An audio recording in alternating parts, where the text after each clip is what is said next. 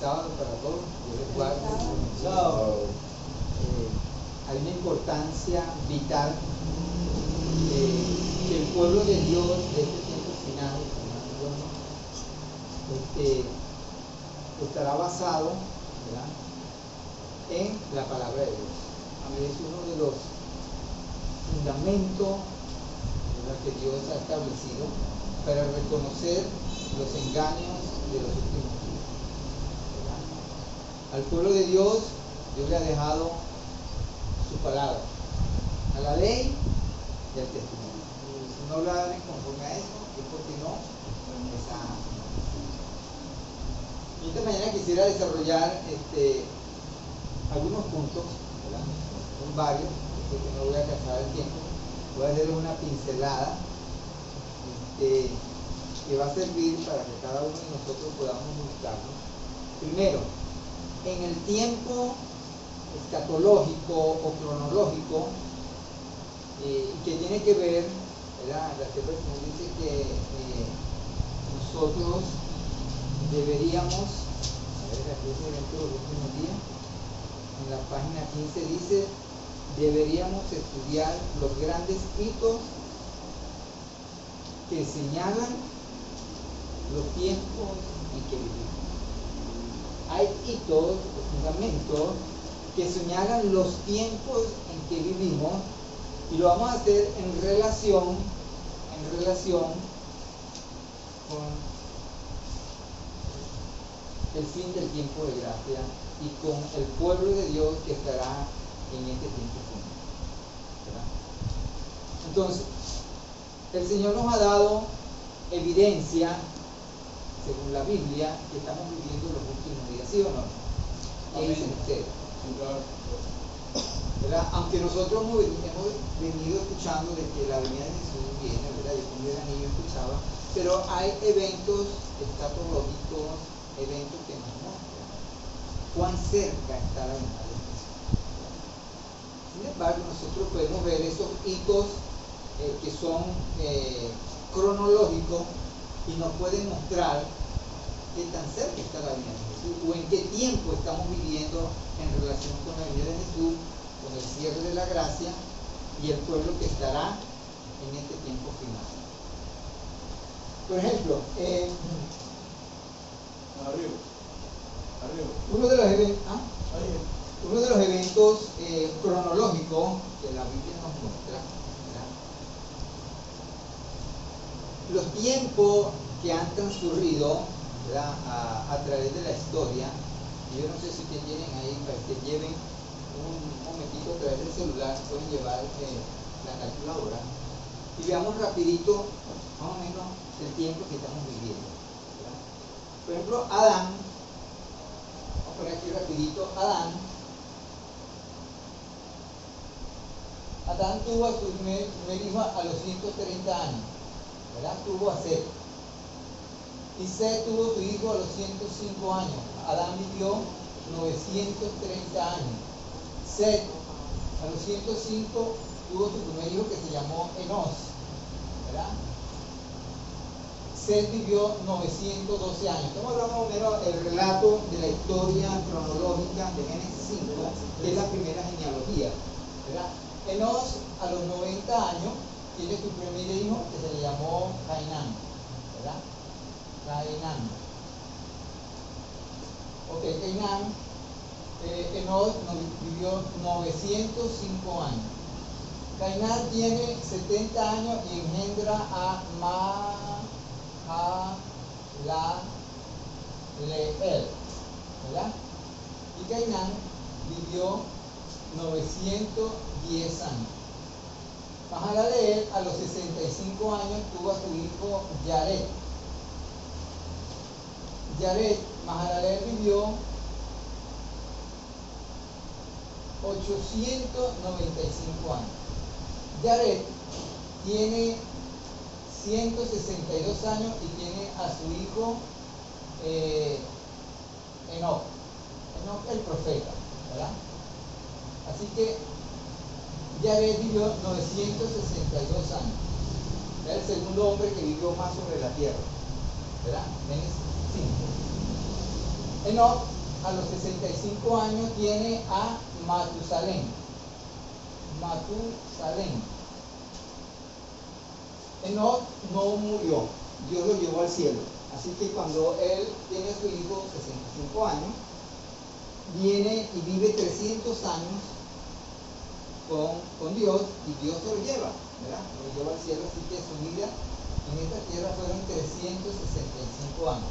Matusalén a los 187 años tiene a su hijo Lamec. ¿Ok? Lamec. Matusalén vive 969 años. Todo el mundo lo sabe. El año más famoso. ¿Verdad? ¿Quién mayor más que Matusalén? Lamec tiene 182 años y tiene a su hijo Noé. ¿Verdad? Y Lamec vive 777 años. Noé a los 500 años tiene a su hijo que se llamó Sem. Bueno, en ese año pues, nacieron Sem, Cam y Jafet, entre 500 y 502, ¿verdad? 500 años. A ver, ¿quién lleva la matemática aquí? En la computadora. Es bueno que lo sume. Bien, esta es la primera genealogía, ¿verdad? Recuerde que el diluvio fue en el año 600 de la vida de Noé. O sea, aquí le podemos agregar el hijo de Noé se llamó Sem. Ok, Sem. ¿Cuándo nació Sem?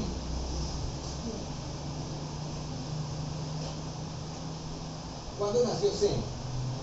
Sem nació, según la Biblia,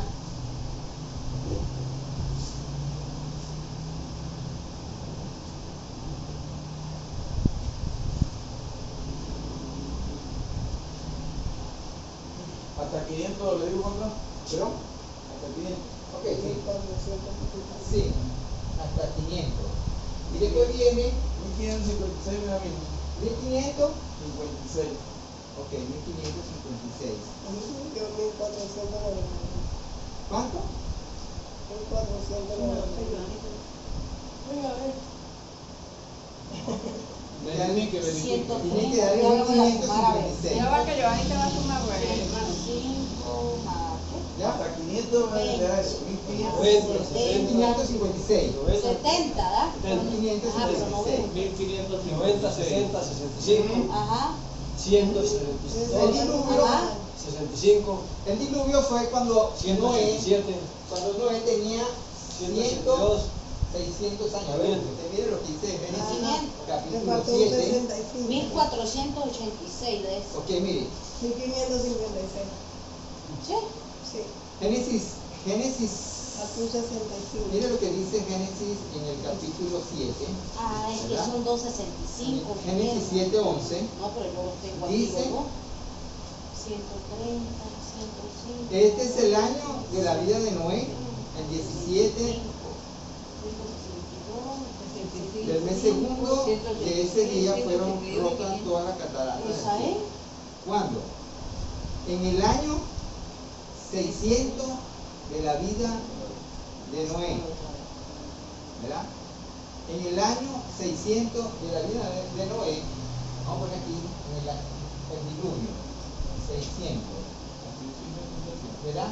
Le va a dar 1656. Ah, pero no son 500. No, ¿sabe qué, Guillermo? Que debajo de 105 no es 20, sí. es 90. Yo lo que puse fue que en el año 500 él tuvo su primer hijo, que fue Sem, Cam y Jafet. Ah, ya entendí ya. Pero cuando ya Noé tenía 600 años, vino el diluvio sobre la Debajo tierra. de 65 hay un el periodo de 162. vida del existente. Y ya Sem ya tenía su hijo, Sem tenía, a ver, vamos a poner acá para que nos alcance el marcador, 1656, ¿verdad? Entonces vamos a anotar la siguiente generación para que veamos el tiempo cronológico. Así que Sem, según Génesis capítulo 11, Sem tiene 100 102 años, ¿verdad? Cuando tiene a su hijo, pero tiene 100 años. Ahí, ¿cómo dice el Génesis 11, versículo 12?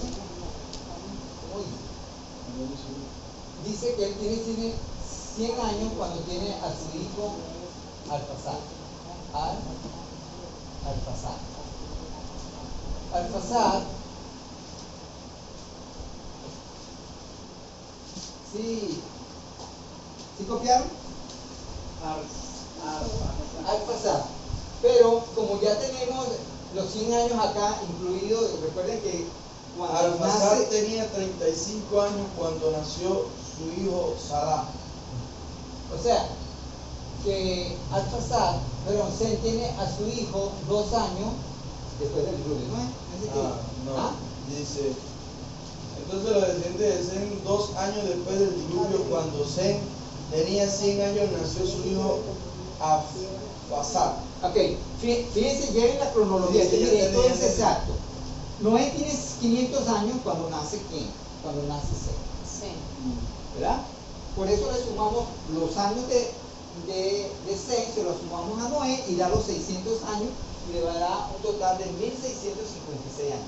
Pero 2 años después del diluvio nace el hijo de Sem, que se llamó Arphaxad. Así que Arphaxad, cuando tiene 35 años, engendra a su hijo Sela. Correcto. ¿Verdad? Y Selah, cuando tiene 30 años, tiene a su hijo Eber. Ajá. Ajá.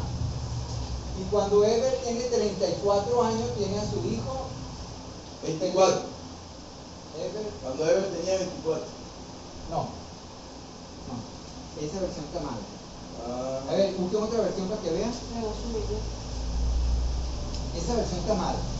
Es Ya va, 34. hermano, que yo no va a leer cada vez. Pueden buscarla en otra versión. Búsquenla para que comprueben. Versión. Peleg tiene 30 años cuando tiene. Génesis 11, 16. ¿Ah? Peleg tiene 30 años cuando tiene a su hijo Reú. Reú tiene 32 años cuando tiene a su hijo Serú. Y Serú tiene 30 años cuando tiene a su hijo Nacor. ¿Verdad? Y Nacor tiene 29 años cuando tiene a su hijo Tarek, padre de Abraham. ¿Verdad? Tarek. Génesis 11, 16, Johan. ¿Cómo dice? Dice, Eber tenía 34 años Está mal, ¿verdad? nació su hijo Peleg. Por favor. Sí. Ok, fíjense. Ahora, ¿Es 34? Sí, señor. Que dice 24. Devuélvame el blog. ahora, ¿qué pasa? Vamos a llegar a Tarek. Tarek es el padre de Abraham. Pero Dios hace un pacto con Abraham, ¿verdad? Y todavía, ¿verdad? Abraham estaba en Ur de los Caldeos cuando el Señor lo llama a salir de esa tierra, la tierra que Dios le había prometido, ¿verdad? Así que Abraham sale de Ur de los Caldeos cuando hacen ese pacto. El padre de Abraham muere, lo entierra y entonces parte hacia ¿dónde? Hacia donde Dios lo había llamado. Así que vamos entonces a ubicar la fecha en el año en que muere Tarek. Creo que es Génesis 11, el último versículo. A ver cómo dice. Génesis 11. Fueron los días de Tarek 200. 205 años. 205 años. Y Entonces, murió en Harán. exacto. A ver, entonces súbeme esta cuenta. Si se la sumamos acá,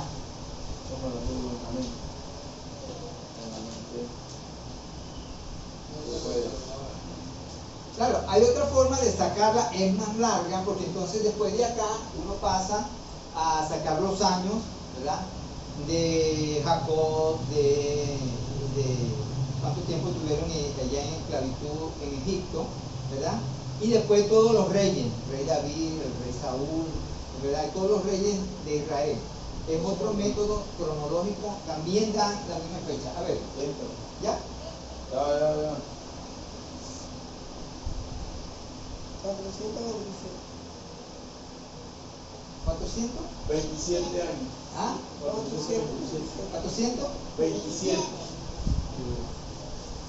2, 35, 30, 34, 30, 32, 30, 29, 205. ¿Te da cuánto? 427. Ahora, 427. ¿Es correcto? ¿Cuánto le da? Catherine, avance. Vaya.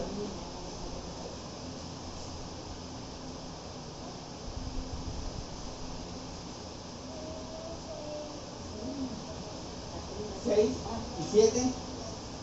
Como veo. 13. 13. No aprende. 13, mami. Quiere que yo no estoy aparte de la regla. Según. Antes de ahí, Rapidito. Ella le gusta, ¿verdad? Ajá, lleva una, queda 6. Déjala quieta, deja que se quede tarde un poquito ahí, pero que la haga. Ajá. 4. 3 y 4. No, mami. No. No, ahí es 10. Ahí va un 0. Ahí no llevaba ya. Ahí no llevaba. ¿Y te dan 4? Bien, con el 0 lleva 1. Lleva 1, 2. Pero. Con el 0 lleva 1. Ahí sería más 1. Ok, muy bien. Muchas gracias. Entonces da 2083 años cuando Dios hace un pacto con Abraham. Hayan transcurrido 2083. Ahora, para saber más o menos los tiempos que estamos viviendo, ¿verdad, hermana Nelly? Podemos nosotros buscar un comentario, y por eso es muy importante, lo le dije yo, hermano Guillermo, creer en el don profético, ¿verdad? Hay un cálculo aproximado, a ver, hermano, para que me puedas ayudar allí, de conseguir un comentario que está en el libro de Efesios, en el capítulo 2, el versículo 6, versículo 5, tiene un comentario bíblico. ¿Hermano tiene el comentario bíblico? No. Ok. Es en el comentario bíblico, en el comentario que la sierva del Señor hace en Efesios capítulo 1, 2. perdón, capítulo 2. Sí, te digo 2. Efesios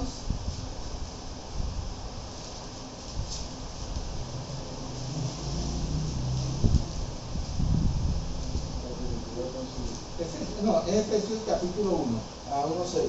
1.5. Ok, el comentario bíblico que la sierva tiene, Efesios, hermano. Y nos predestinó. Después de Gálatas queda Efesios. Efesios capítulo 1. Yo estoy ahí, pero no tengo comentarios. Eso no tiene comentario. No voy a conseguir. Capítulo 1.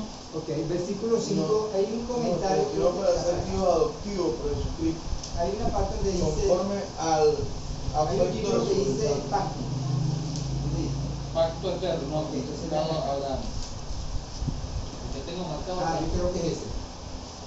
Ese pacto hecho desde la eternidad fue dado a Abraham 1900 años antes de que viniera Cristo, con cuánto interés y con cuánta intensidad. Ok, muy bueno, muy bueno. Sacamos la cuenta. Este pacto se hizo exactamente 1900 años, cuando Dios hizo un pacto con Abraham. 1900 años antes de que Jesús viniera. O sea que Jesús vino más o menos aproximadamente en esta fecha. 3983. Por eso Jesús nació antes del año 4000. ¿Verdad? Unos corticos días, corticos años, ¿verdad? Porque todavía no se ha metido el cómputo en sus hijos, son años que se pierden ahí, y va a dar que Jesús nació antes del año. Bueno, y ese cómputo de 1900 lo da el Espíritu de Profecía. No se sabe exactamente de dónde viene, ¿no? Sí, por eso hay otra cronología que es llevando todas las fechas de los reyes que gobernaron, Ah, ok, la hasta más el último exacta. rey de Judá, La más exacta. Sedequías. Entonces usted va viendo que hay un aproximado de que Jesús nació Antes del 4000. cerca del año 4000. Por eso Jesús te va a conseguir que murió de 33 años y medio en el año 31, ¿verdad? Y él ya tenía 33 años y medio en el año 31. Quiere decir que Jesús nació unos años antes del año 4000, lo que llamamos nosotros el año 0. Ahora, yo les digo, ¿cuántos años han transcurrido después de Jesús para acá? Pues aproximadamente 2024 años. Estamos pasados sobre los 6000. ¿Qué nos revela esto? Nos revela que el tiempo se nos ¿qué? Cortaba. Se nos acaba o se nos ha ido. Se nos acabó. Se nos acabó. O sea, estamos viviendo un tiempo prestado, no es nuestro, ¿verdad? ¿Verdad? Ahora, Jesús iba a No, venir. pero disculpe, ¿por qué el límite es 6000? Disculpe la pregunta. Porque el 7 es el número perfecto. ¿Cómo decir? Porque, o sea, te dice, estamos pasados ya 24 años. que dice, ¿no? Sí, estamos pasados sobre más o menos el tiempo en que Dios nos ha dado para Ah, ok. que Dios le dio a Satanás para que hiciera, ¿verdad? Y mostrara su gobierno en esta tierra. Y el Señor ha extendido el tiempo más. ¿Saben por qué? Con el sector. Por Dice. dos cosas. Uno, porque como pueblo no estamos preparados. Y Jesús iba a venir, ¿verdad? Después de que se presentó el mensaje de 1888, ¿verdad? Dios iba a preparar un pueblo que iba a estar preparado para su venida, pero como pueblo hemos rechazado, o se rechazó, ¿verdad? Se rechazó el mensaje que iba a preparar al pueblo de Dios para la venida de Jesús, por lo tanto, pasó como el pueblo de Israel, el Señor nos mandó de vuelta Al desierto. al desierto, ¿verdad? Desierto. Porque Dios iba a introducir al pueblo de Israel rápido a la Canaán prometida, pero por la desobediencia, entonces Dios lo mandó 40 años al desierto. ¿Me hago entender? Sí, señor. Entonces, en 1888 dice la sierva del Señor que Jesús iba a venir. Iba a venir después de 1888. Ese era el mensaje que iba a preparar. Incluso se habían dictado leyes dominicales en los Estados Unidos, ¿verdad?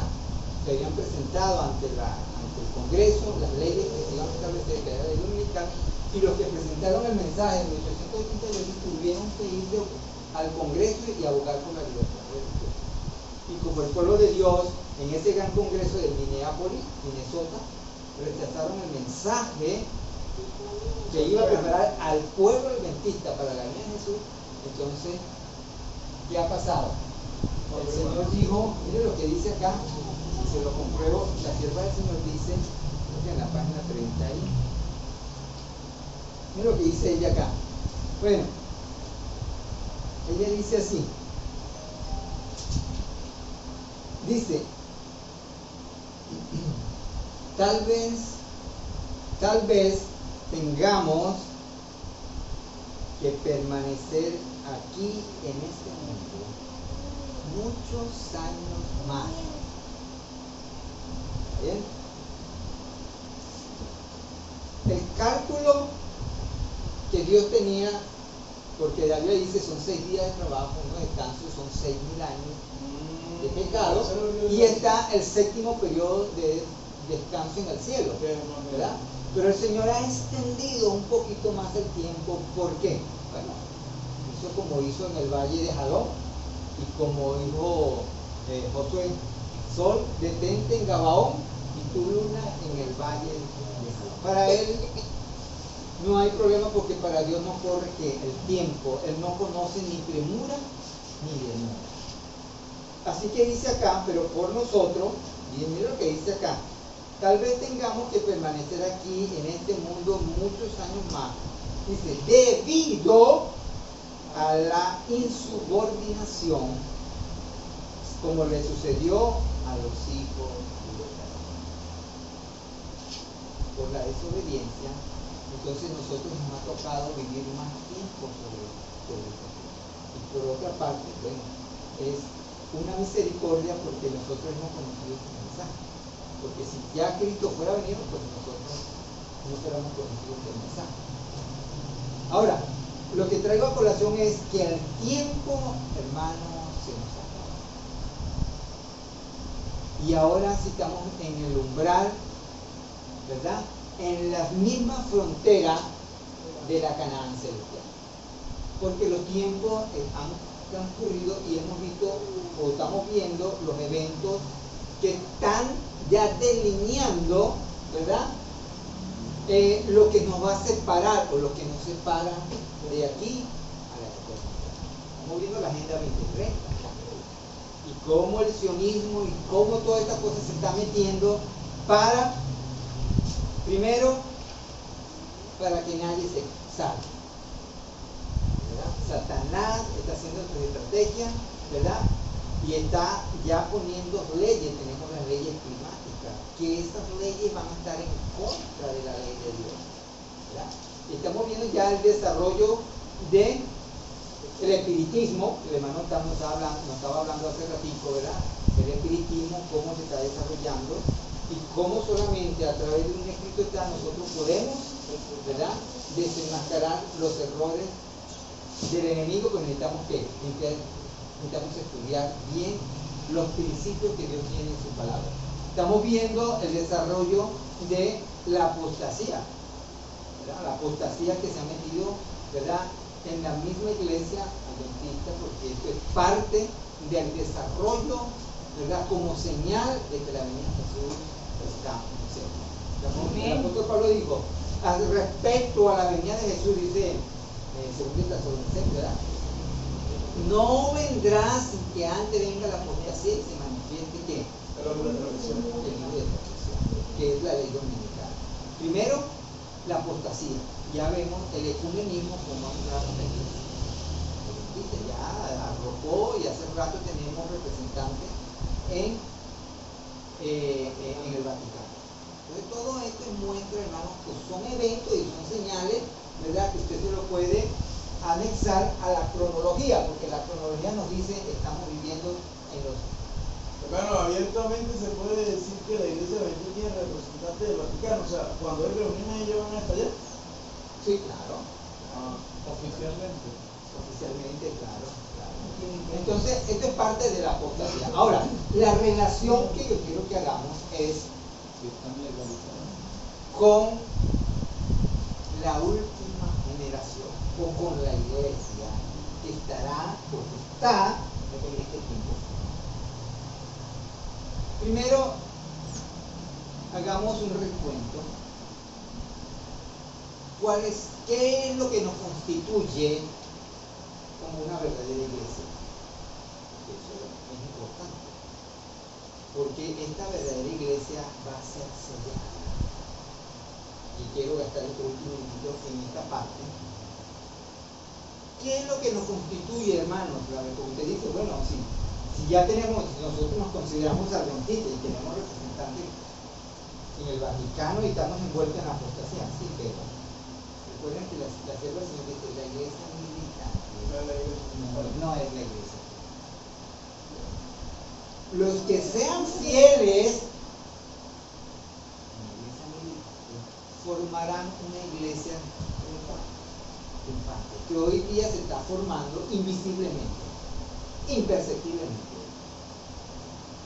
Unos en el Perú, unos en Chile, otros en Estados Unidos, pero Dios va formando esta iglesia. Amén. Y lo que lo constituye, ¿qué es? Es la pregunta. ¿Qué es lo que lo constituye, hermano? Permanente. A ver, le voy a mostrar porque esto no es muy porque es bíblico. Y como la Biblia no es de interpretación, ¿qué? Privada, Sino que el Señor la ha dejado para que nosotros la podamos desarrollar a través del estudio de la palabra. Hay una situación que yo entiendo cuando yo leo la historia de Jacob. Cuando él venía, ¿verdad?, Jacob, y se acuesta y empieza a soñar, él puso una piedra por cabecera. Él vio ángeles allí. Y él vio en esa visión, cuando él despierta, él hace una expresión que para mí es Significativo. significativa. ¿Qué dice él? A ver, miren lo que dice Génesis 28. Ajá. Génesis, Miré que el ángel. Él le pone un nombre, eso sí. Betel. exactamente. Miren lo que dice él acá. Y cuando Jacob Génesis 28. despertó del sueño, Génesis 28, 16, dijo: ciertamente el Señor está en este lugar. Y no lo Y sabía. yo ignoro. ¿Dice qué? Génesis 28, 16. 28. ¿Qué dice? Ciertamente El El Señor Señor el Señor está en está en este lugar. y yo no lo sé. Y cuando él se dio cuenta que el Señor estuvo ahí y estaba ahí, en ese lugar, ¿qué dijo él? ¿Qué dijo él aparte de lo que había dicho? Dice el versículo Tuvo miedo. 17, tuvo miedo y dijo: cuán venerable es este lugar, no es otra cosa que ¿qué? Casa de Dios. ¿Qué? Casa de Puerta Dios. del cielo. Casa.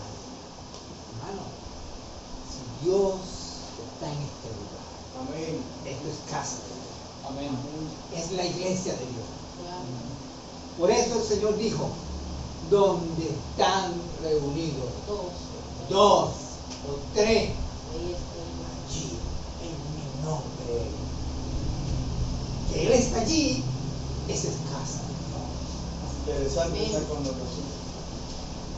Así que allí el Señor le mostró a Jacob y a mí me muestra que lo que constituye es su presencia en nosotros. Amén.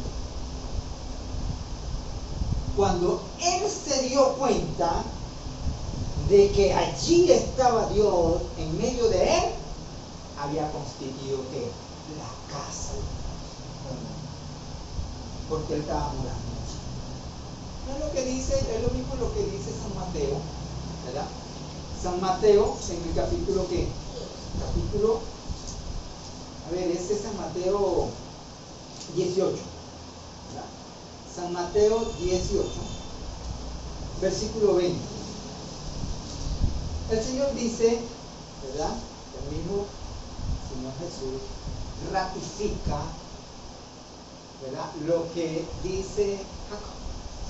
San Mateo 18, versículo 20, él dijo: porque donde están dos o tres reunidos en mi nombre, Ahí está. allí estoy yo en medio. Amén. Hermano, ¿qué es lo que nos constituye como iglesia? La presencia de Dios, su estadía con nosotros. Porque si nosotros estamos acá y no está su presencia, no somos iglesia. Amén. ¿Qué dice el Salmo 127.1? Si Jehová no edificare la casa, En vano. en vano trabajan. Los constructores. Los edificadores. Y si Jehová no velare la guardia, en vano trabajan los que la edifican. O sea, quien debe estar allí, en primer lugar, debe ser ¿qué? Dios. Amén. Para que se constituya una casa verdadera. Pero cuando traemos a nosotros, a nuestra vida y a nuestra existencia, y lo primero que se nos viene cuando despertamos es: lo material. ¿Constituimos esa casa en verdadera iglesia? No. No. Por eso el Señor Jesús dijo, mi casa será llamada casa de oración, mas vosotros la habéis constituido cueva. Mi casa, finalmente, como ellos hicieron su propia casa, sus propias ideas, sus propios intereses, él dijo, bueno, se la dejo. Y ya no le dijo mi casa, sino que vuestra casa será dejada.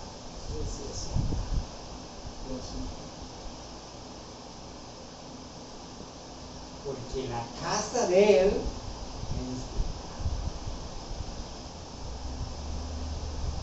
y esa casa está constituida, apreciados hermanos, por fundamentos y principios, que es la iglesia de Dios.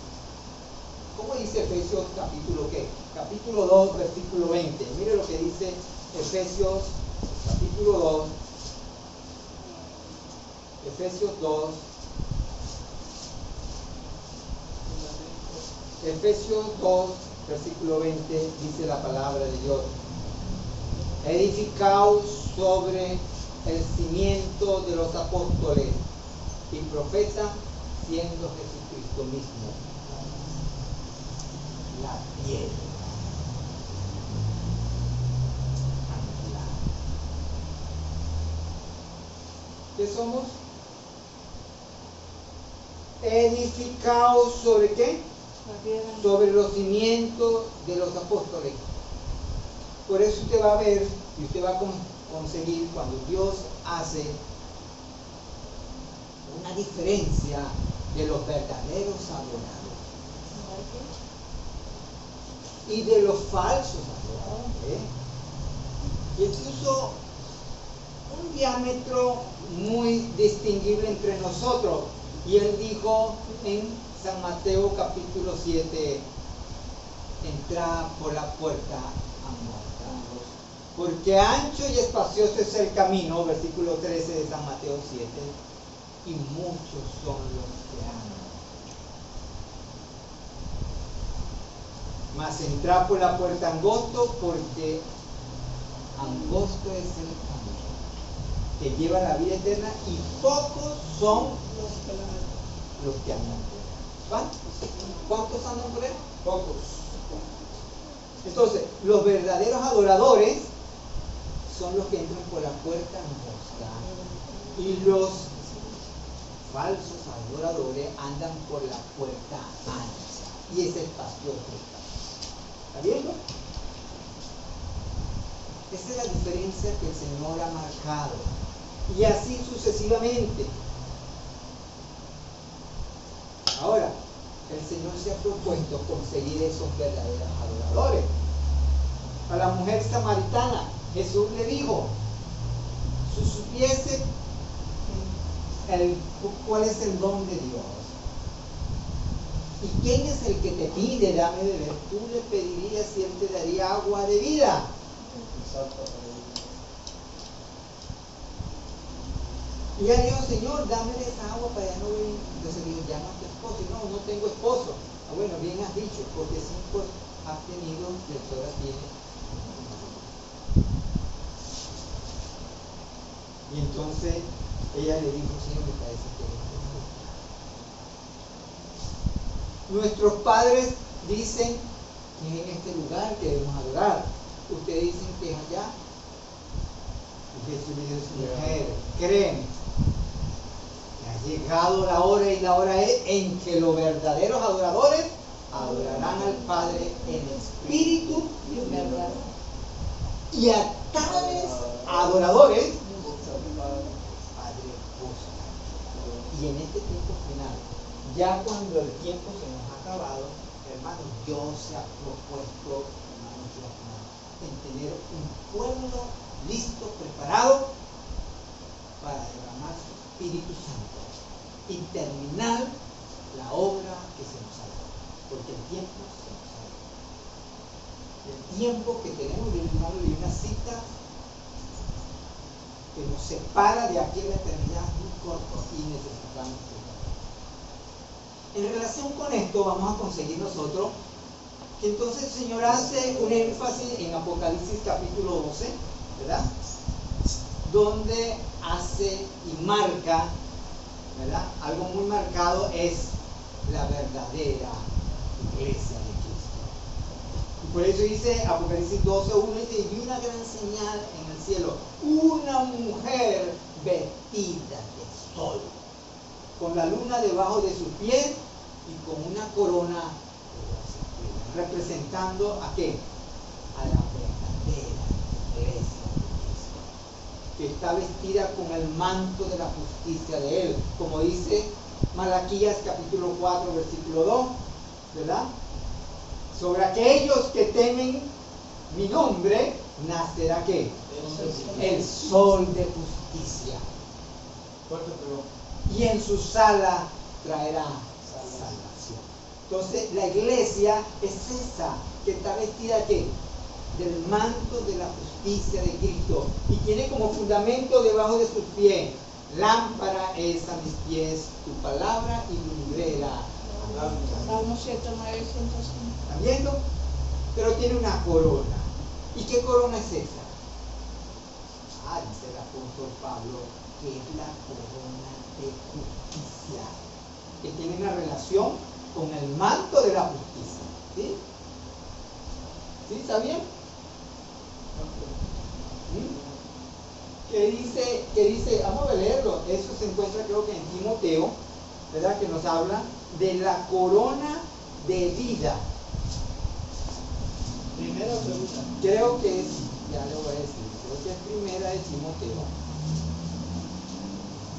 Segunda de Timoteo, capítulo 4, versículo 8. Mire cómo dice: por lo demás me está guardada la corona. Pero no dice solamente corona, dice corona de justicia. ¿Por qué, hermano? Segunda de Timoteo, capítulo 4, versículo 8. Por lo demás me está guardado la corona de justicia, ¿verdad? Que me dará el Señor juez justo en aquel día. Y dice, y no solamente a mí, sino también a todos los que aman ¿qué? Todos los que aman su venida. Si usted ama su venida, es porque usted ama a Jesús. Amén. ¿Sí o no? Amén. Y Jesús dijo, si me amáis, guardad Amén. mis mandamientos. Porque los mandamientos de Dios son ¿qué? Santo, justo y bueno. Y es la justicia de Él que se manifiesta en esos mandamientos. Por eso Apocalipsis capítulo 19, versículo 8 dice, alegrémonos y gocémonos, porque han llegado ¿qué? Han llegado las bodas del Cordero.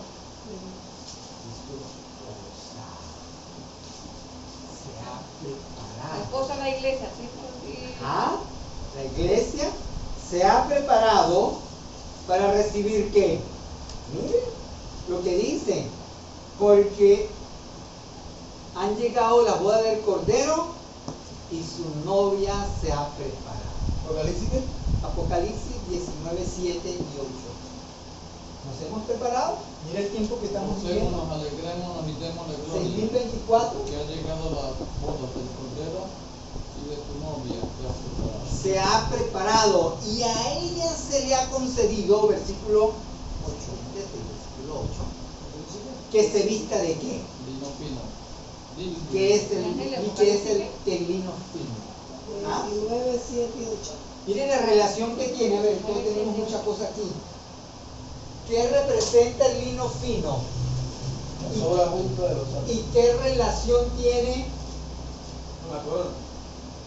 ¿Qué relación tiene esa justicia con los santos?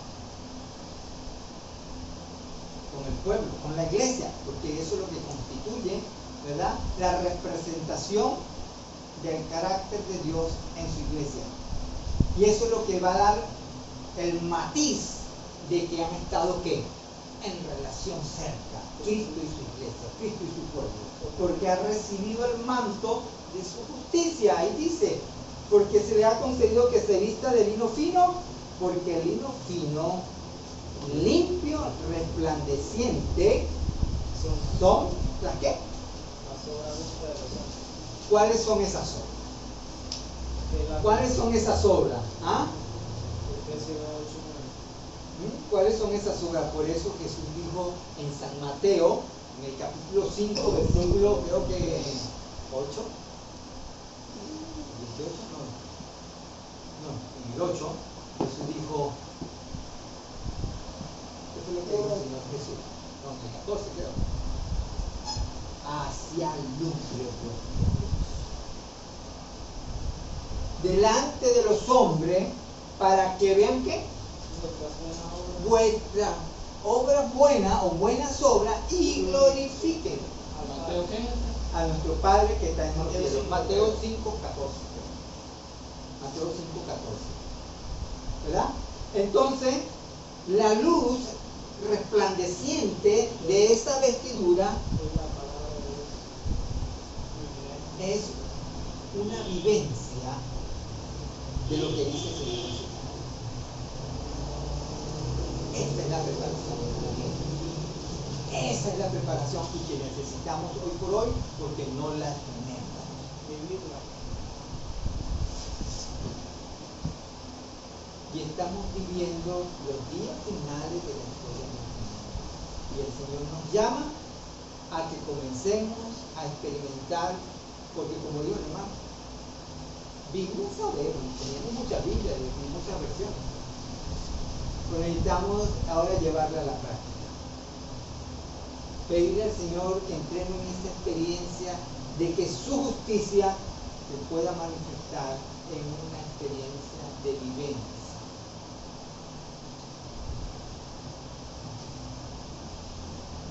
El Señor Jesús en Apocalipsis 18, perdón, Apocalipsis 16, versículo 15 dice, aquí vengo con la verdad. Bienaventurado el que vela y guarda. ¿Qué? ¿Qué va a guardar? Mandamiento. Guarda sus vestiduras. Tiene que haber una relación íntima, ¿verdad? ¿O no? De nuestra vestidura con una acción, ¿sí o no? Con una acción con el carácter. Claro que sí. Porque la vestidura es la justicia de Jesús. Y que para ser puesta sobre nosotros, ¿verdad? No es muy difícil. ¿Qué es lo que hay que hacer? Renunciar al yo y al mundo y poder aceptar la justicia de Jesús. Desaprender, porque nosotros queremos es aceptarla pero sin desaprender. El Señor nos está llamando, porque que el desaprender, hermano, requiere un proceso que nos duele, que nos duele. Y cómo nos duele, así como a los niños se les quita algo que les gusta mucho, porque están chiquitos, ¿no? Una chupeta, una cosa que ellos hayan aprobado que les gusta, y usted se lo quita de repente, póngase la que te ve. Se ponen a llorar y a gritar, les duele. Hermano, así es. Igualmente, nos duele cuando nos quitan algo que nos gusta. Y el Señor, en este proceso de preparación, es quitarnos lo que nos gusta, pero que nos impide el reino de los cielos. Por eso Jesucristo dijo, en San Mateo, capítulo 24, versículo 42, Él dijo, velad. A ver, quiero repetirlas exactamente como las dijo el Señor Jesús. San Mateo, capítulo 24, versículo 42. Él dijo así, velad pues, porque no sabéis a qué hora ha de venir vuestro Señor. Hermanos, el tiempo de gracia que el Señor nos ha regalado y que el Señor nos ha dado, porque entró el pecado en el Edén, extendido su gracia estos 6.000 años. Pero no sabemos en qué momento el tiempo de gracia va a terminar. Pero la Biblia dice que va a ser como los tiempos de Noé. Comiendo y bebiendo, casándose y haciendo casamiento, haciendo negocios con el mundo. Noé entró y pasaron ¿cuántos días después? 7. Y ya durante esos 7 días se le ha terminado la gracia o no se le ha terminado la gracia al mundo. ¿No sabía? Habían despreciado a aquel que era la gracia y que tuvo como el pueblo de Israel, el pueblo judío, y no se dieron cuenta que estaba la gracia por terminársele, y con ellos vino y a los suyos vino y los suyos no lo recibieron. Y aquel verbo se hizo carne y habitó entre nosotros y vimos su gloria, dice Juan. Vimos su gloria como del unigénito del Padre, y dice, lleno de ¿qué? ¿Qué más dice? Juan 1:14. Lleno de gracia. Y dice, vimos su gloria llena de gracia y de verdad.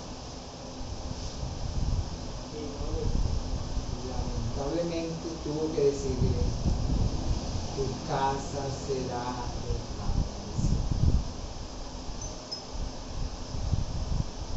Hermanos, como pueblo, nosotros sabemos que muy pronto va a ser terminada.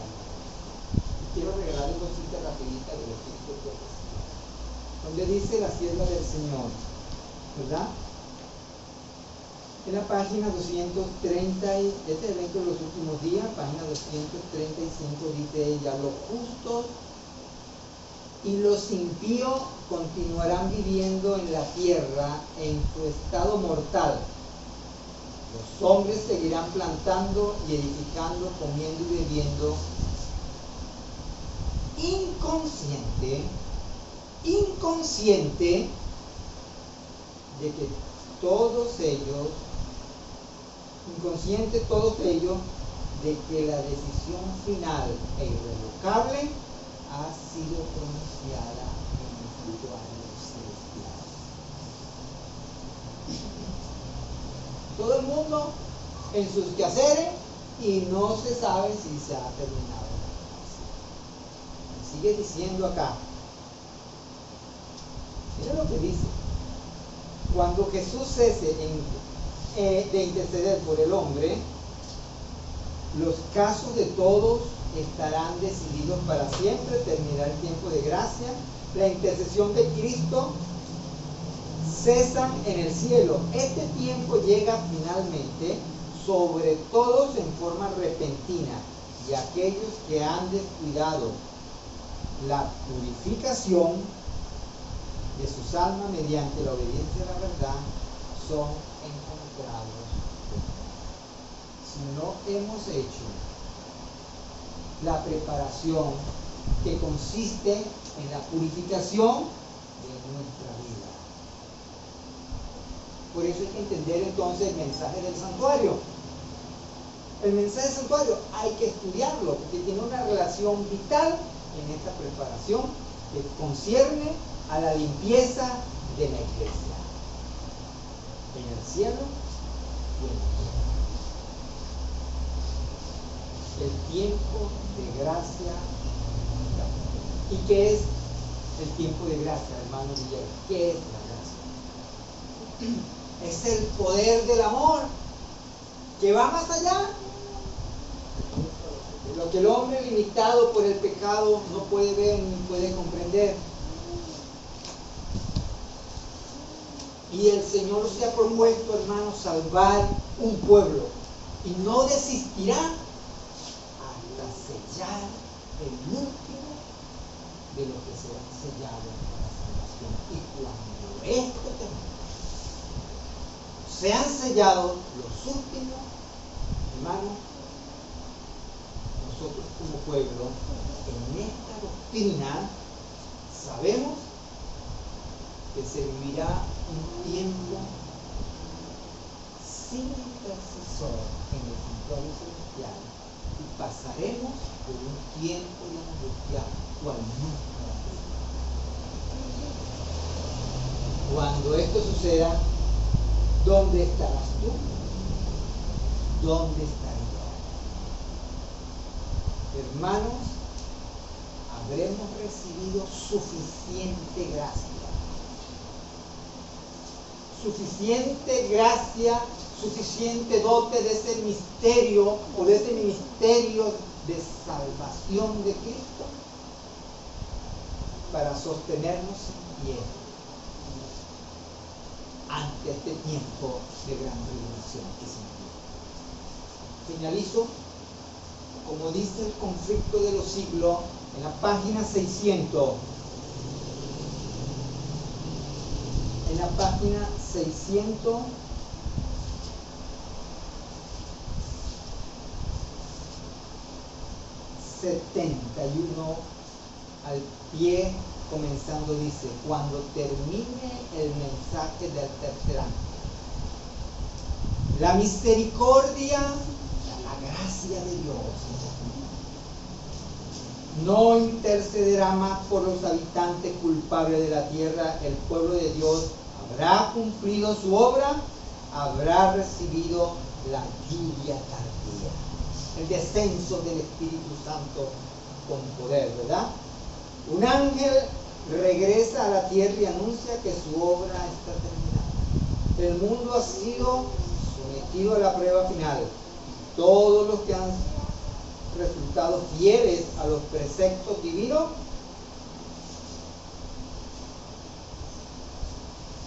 entonces Jesús dejará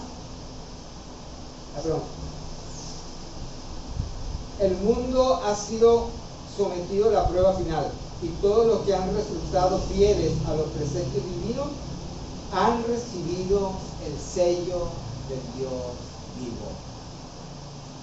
Entonces Jesús dejará de interceder en el santuario celestial. Cada caso ha sido fallado para vida o para muerte. Cristo ha hecho propiciación por su pueblo, borrado su pecado. El número de sus súbditos está completo. El reino y el señorío y la majestad de los reinos son dados a los santos. Cuando Él abandone el santuario, las tinieblas se envolverán a los habitantes de la tierra y durante ese tiempo terrible los justos vivirán, han de vivir sin intercesor. Hermano, ¿qué va a pasar con el pueblo de Dios? Va a vivir sin intercesor, a la vista del santo Dios. Nada refrena a los malos y Satanás domina por completo a los impenitentes empedernidos. La paciencia de Dios ha concluido. El mundo ha rechazado la misericordia, despreciado su amor y pisoteado su ley. Los impíos han dejado de concluir su tiempo de gracia. El Espíritu de Dios, al que se opusieran obstinadamente, acabó de apartarse de ellos. Desamparados ya de la gracia divina, están a merced de Satanás, el cual sumirá, escuchen, el cual sumirá entonces a los habitantes de la tierra en una gran tribulación final. ¿Ah? Como los ángeles de Dios dejen ya de contener los vientos violentos y las pasiones humanas, todos los elementos de contención se desencadenarán y el mundo entero será envuelto en una ruina más espantosa que la que cayó antiguamente. Entonces, hermano, en esta doctrina sabemos que cuando la obra se concluya, el pueblo de Dios pasará por el tiempo de angustia sin intercesión, pero habremos recibido suficiente gracia y suficiente dote de este ministerio de salvación de Cristo que nos mantendrá en pie hasta cuando Él venga por las nubes. Amén. Pero necesitamos hoy escuchar su voz. Porque Pablo dice, si hoy escucháis su voz, no endurezcáis vuestro corazón. Con voz benigna te llamo. Invitación de puro. ¿Por qué le dejas en vano llamar? ¿Sordo serás, pecador? Llámate hoy. Hoy. Ven a Cristo y dile mi alma. Que el Señor nos ayude. Para que le entreguemos todo nuestro ser. Para que Él nos capacite y nos prepare para este tiempo final que está muy cerca. Que el Señor nos fortalezca, que el Señor nos ayude. Yo le bendiga. Bueno, damos gracias a Dios por este mensaje que se nos ha presentado hoy para reavivar nuestro espíritu, el conocimiento de la palabra de Dios. Gracias al hermano Elam por compartir con nosotros este pan espiritual. Esperamos que cada uno de ustedes siga estudiando en su casa por su propia cuenta, porque el Espíritu Santo está presto para iluminar a cada uno de nosotros a donde quiera que estemos. Chao, chao, chao. Nos veremos el próximo sábado.